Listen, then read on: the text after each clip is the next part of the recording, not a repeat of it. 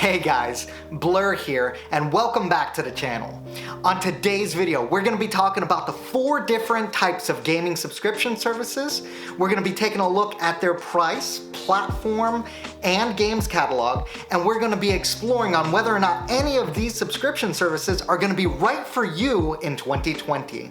So, if you're ready, I know I am, let's get into it.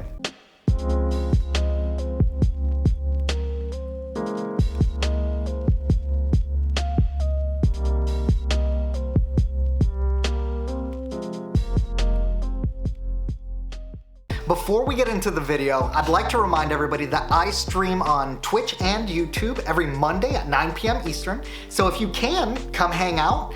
And if you get any value out of this video at all, please consider hitting the like button and subscribing to the channel. So without further ado, let's go ahead and get into the video. The first subscription service that we're gonna go ahead and take a look at is Uplay Plus. Now Uplay Plus is PC only, so if you don't have a PC, you're not gonna be able to take advantage of their subscription. It is $14.99 per month. There's no bulk pricing either, so you don't get a discounted price if you purchased an entire year ahead of time. Some of the subscription services do, and we'll see that as we go through it. But that puts you at $180 a year. What that means is that you need to play 3 full-length $60 titles to break even on the subscription service. You do get all of the games that come out for Ubisoft day and date, as well as taking advantage of their back catalog. And I will say, Ubisoft has an extremely strong back catalog to their games. I mean, we're talking about titles like Assassin's Creed, we're talking anything Tom Clancy, so The Division, Rainbow Six, Ghost Recon, any of the Rabbids games, South Park games, the Far Cry games. Ubisoft has a very strong back catalog of games that if you have not played, you really probably should. You know, for a lot of people, the value in this type of subscription service is actually in the DLC content.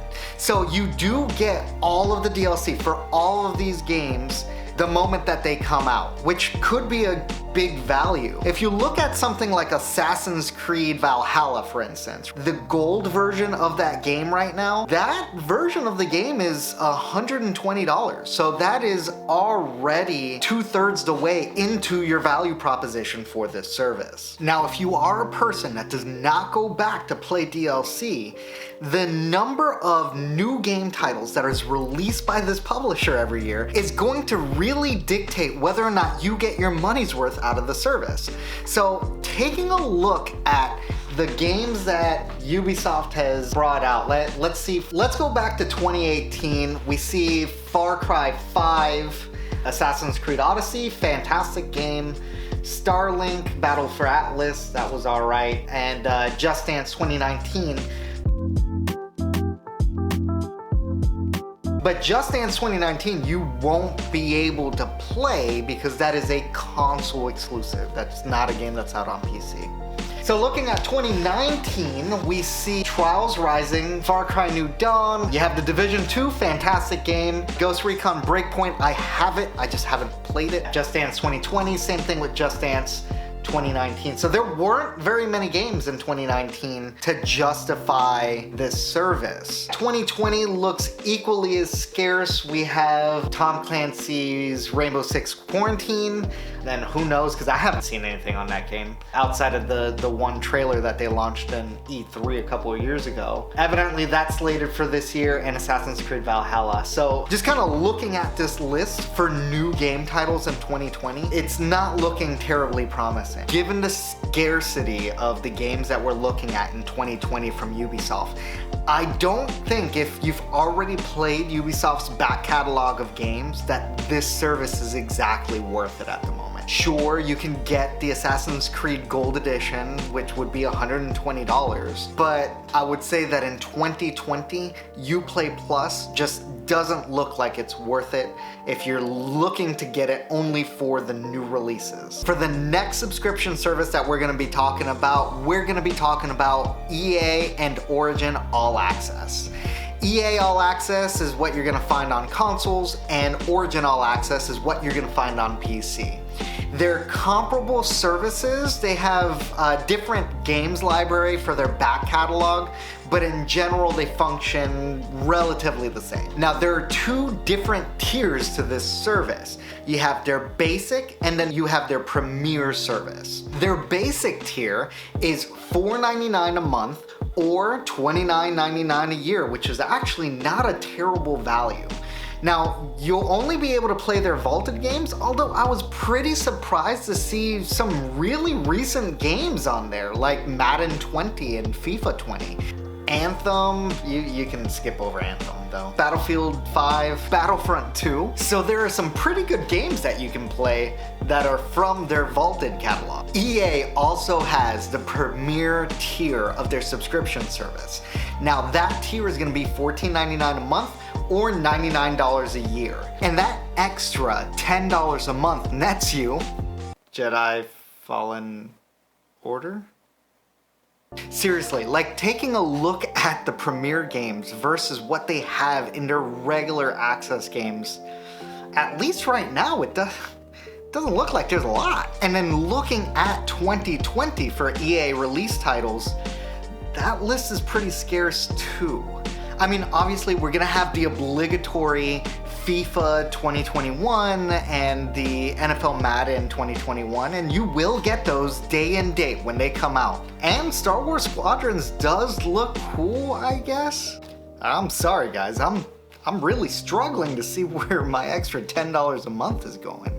My recommendation, if you like the back catalog that EA has, I think their basic service is fantastic, actually. I think the back catalog that they have in their basic service really serves a good chunk of the population. And if you're willing to wait a little bit for EA games to actually hit that basic tier of subscription, I could see this being really worth it, right? $29.99 a year is actually really reasonable for the amount of games and value that you get. Now, if you're into both FIFA and Madden, you're saving yourself about $20 if you go with the annual subscription tier for their premier service versus purchasing both of those games separately at launch. And as a plus, you also get access to that back catalog. All right. The next service we're gonna be talking about is Microsoft's Xbox Game Pass.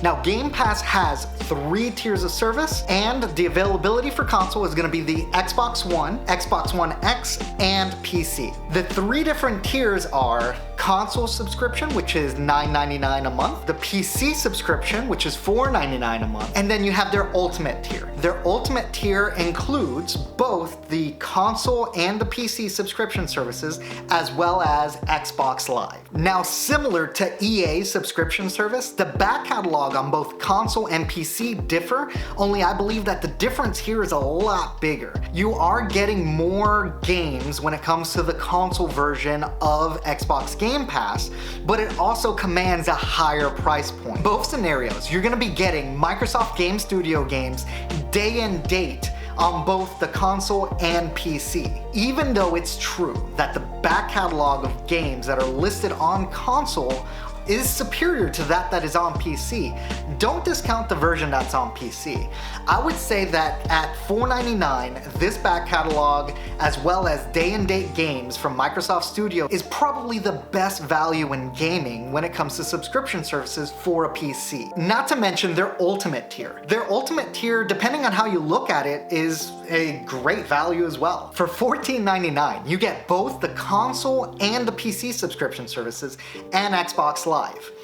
What that means is that if you have a console and Xbox Live, if you get the Ultimate Edition of their subscription service, you're actually just getting the PC version for free. Or another way to think about it, if you were gonna play on PC anyway, and you were playing Xbox Game Pass on console, then Xbox Gold is free. Regardless of what version you select, you'll have access to all of the DLC that comes out for all of the games that are listed. I said all a lot, and I hope you're okay. Another thing to note as well is that there are games that are in rotation. There are games that actually leave the service every month. There's a list of games that you can find on their site, and they usually do a good job of showing you in the UI which games are no longer going to be available, but just something you should keep in mind. As far as game releases are concerned, what I can say is this. So for the PC version, at $5 a month, I have to play one full $60 game to get my money's worth out of it. Obviously for the console, it's two. And last year, I played Gears of War 5 and The Outer Worlds, two fantastic games, and that's not even counting all the smaller indies or other games that I played. If I would have waited just a little bit longer, I would have played Metro Exodus, as well as Rage 2 and Wolfenstein Youngblood. And for 2020, already we've been able to play Gears Tactics, Minecraft Dungeons, and Ori and the Will of the Wisps. Now sure, two of those titles are not full $60 titles, but for a PC gamer, I only need one to justify the purchase. So my official recommendation on Microsoft Game Pass is get it. If you have a platform that could utilize Game Pass, I think the value's there across the board. If you're playing on console and you have Xbox Live, it definitely makes sense to get their Ultimate Edition, and they'll throw in the PC version. And if you're playing on PC, you will not find another subscription service that is going to give you the back catalog of games that they have on here that also includes proper third-party publishers, as well as day-and-date releases of new titles with all of the DLC. There is no better value in gaming. And for consoles, you'd be hard-pressed not to find two games that are worth $60 that you would be willing to play on Microsoft Game Pass on the Xbox. The next gaming subscription service we're gonna talk about is PS Now. PS Now is available on the PlayStation 4 and PC, although there are huge caveats to the PC version. PS Now costs $9.99 a month or $59.99 a year. Just like EA's basic service, it is actually 50% off if you pay for the entire year upfront. For your PS4, you can either download the games onto your console and play them there, or you can stream the games via the cloud. Now, you can only download select games, and there's a lot of limitations when it comes to the streaming portion of this. If you downloaded the game onto your PS5, you are not able to use the cloud save that you had from the streaming service. What you actually have to do is download the cloud save from the PS Now streaming cloud and migrate it over to your PS4, play it that way, and then those saves aren't automatically uploaded to the PS Now cloud. So then you have to go back and upload them to that cloud. This is terribly convoluted. And if you did decide to stream your games, there are so many limitations. First of all, streaming is limited to 720p. You can only stream in stereo. There's no 7.1 surround sound in streaming. You can't purchase any DLC because the DLC that you purchase for the games are for the physical copy of it or the digital copy of the game, and a host of other limitations to the streaming portion of this service that are so plentiful, I'm just gonna display them on screen. And for PC, you don't have the ability to download these games, so you have to stream them. So you can only play these games with the severe limitations that PS Now is placing on its streaming platform. Another thing that kind of baffles me, now I recognize Xbox Game Pass rotates games out, and I'm sure the other services at some point do as well, at least for their third parties, but they don't rotate their first party games. PlayStation Now